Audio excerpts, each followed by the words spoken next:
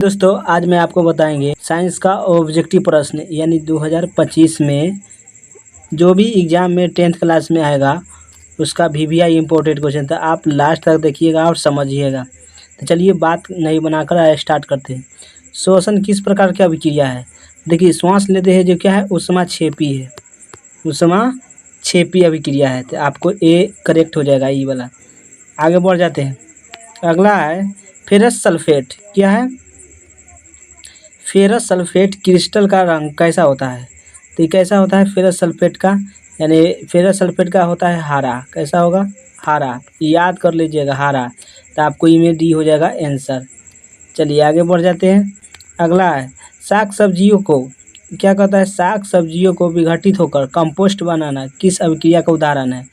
तो कोई भी साग सब्जी अगर विघटित हो जाता है, कंपोस्ट बना रहा है, उस अभिक्रिया को ऊष्माक्षेपी अभिक्रिया कहते हैं, ऊष्माक्षेपी। तो आपको बी इज द करेक्ट हो जाएगा। आगे बढ़ जाते हैं। अगला है लाल तप्त आयरन पर जल वाष्प प्रवाहित करने पर कौन सा यौगिक प्राप्त होता है? तो जब लाल तप्त आयरन को हम जल वाष्प प्रवाहित करेंगे तो कौन सा होगा? Fe2O3 होगा प्राप्त। आपको सी इज द करेक्ट हो जाएगा। आगे बढ़। अगला क्वेश्चन है जब सोडियम हाइड्रोक्साइड जिंक से अभिक्रिया करता है, जब सोडियम हाइड्रोक्साइड जिंक से अभिक्रिया करता है तो कौन सा उत्पादन बनाता है? तो देखिए जब कथी का है सोडियम हाइड्रोक्साइड, तो सोडियम के NaOH हो गया और हाइड्रोक्साइड की अभिक्रिया करेगा तो कौन सा बनाएगा? तो ई बनाएगा। देख लीजिए आंसर होगा Na2 और ZnO2 प्लस H2। तो ये किस में होगा? ये होगा डी में। आपको आंसर करेक्ट हो जाएगा। आगे बढ़ जाते हैं। दूध से दही बनाना कौन सा परिवर्तन है? यानी दूध से आप दही बना रहे हैं तो कौन सा परिवर्तन है? तो ये रासायनिक यानी केमिकल रिएक्शन है, केमिकल यानी रासायनिक अभिक्रिया। चलिए आगे बढ़ जाते हैं। कहता है इनमें से कौन पदार्थ है बिना ज्वाला के जलता है? तो बिना ज्वाला के कौन जलेगा? तो इनमें कोयला है जो बिना ज्वाला के जलता है। आगे बढ़ जाते हैं। आलू चिप्स की थैली में कौन सी गैस भर जाती है? यानी जितना भी कुरकुरा लड़का सा खाता है उसमें कौन सा गैस भरा जाता है? तो नाइट्रोजन गैस यानी N2 गैस भरा जाता है। दिमाग में बैठा लीजिएगा। अगला सिल्वर क्लोराइड, यानी सिल्वर क्लोराइड का रंग कैसा होता है? तो श्वेत होता है। कैसा होता है? श्वेत मतलब उजला। चलिए आगे बढ़ जाते हैं।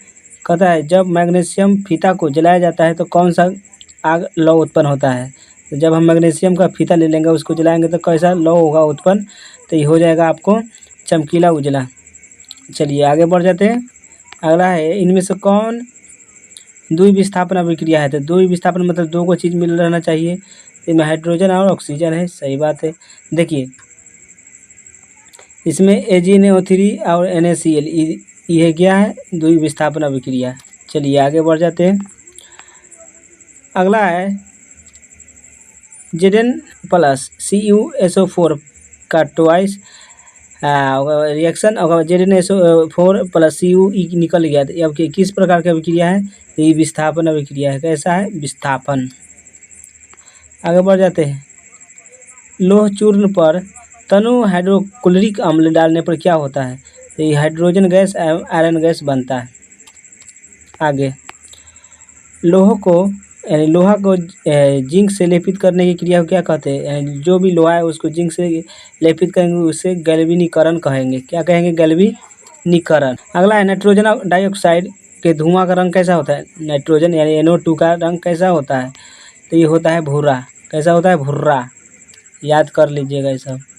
आगे बढ़ जाते हैं। लोहे पर जंग लगने की क्रिया को क्या कहते हैं? तो लोहा पर कोई भी जंग लग रहा है तो उस क्रिया को संरक्षण कहेंगे, संरक्षण का नियम। चलिए नेक्स्ट कर जाते हैं। कहता है इनमें से कौन बुझा हुआ चूना का सूत्र? तो CaOH का ट्वाइस बुझा हुआ चूना का सूत्र है। याद कर लीजिएगा। तो ये आपको हो जाएगा बी। चलिए आगे बढ़ जाते हैं। रासायनिक अभिक्रिया को भाग लेने वाले पदार्थ को क्या कहते हैं? यानी रासायनिक अभिक्रिया में भाग लेने वाले पदार्थ को क्या कहते हैं? तो ये अभिकारक कहते हैं। क्या कहते हैं? अभिकारक। आगे बढ़ जाते हैं। अगला है Fe2O3 प्लस 12 प्लस रिएक्शन की चीज L2O3 प्लस 2Fe दी गई अभिक्रिया क्या है? तो ये विस्थापन अभिक्रिया। कैसा है? विस्थापन। अगला क्वेश्चन है CuO प्लस H2 रिएक्शन का चिन्ह Cu निकल गया H2O। ये किस अभिक्रिया का है? तो ये रेडॉक्स अभिक्रिया है। क्या है? रेडॉक्स। तो चलिए भाइयों, वीडियो लास्ट था, इसको सेकेंड पार्ट जल्द आएगा। तो वीडियो अच्छा लगेगा तो वीडियो को लाइक कीजिएगा, सब्सक्राइब कीजिएगा, जितना हो सके शेयर। इसको जल्द आ जाएगा दूसरा पार्ट। देखने के लिए थैंक्स।